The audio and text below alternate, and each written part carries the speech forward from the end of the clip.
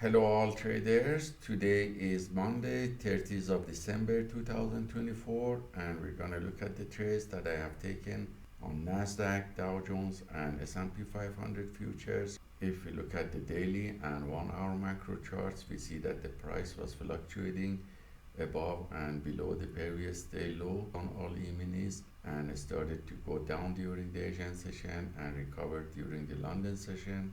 After testing this level of support and by looking at 10-minute macro chart, you see that the price started to go down at the beginning of New York market session and found that support level here, and then buyers came back and pushed the price higher close to the previous day low. So I was away most of the day and traveling.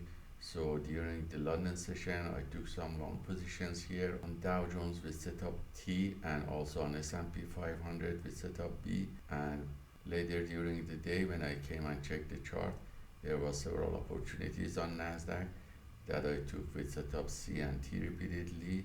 And you can see the entry and exits here.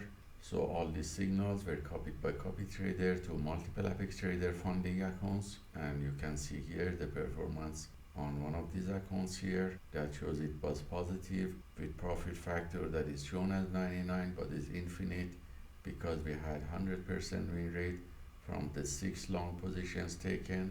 So the average win to loss ratio also cannot be calculated, but we can see that the average winning trades were about $67 and the largest winning trade was $160. So I didn't have time to trade the CFD prop firm accounts, and hope this trade taken by the PAAT system for fast scalping on the future prop firm account is useful for you, and let us know if you have any questions.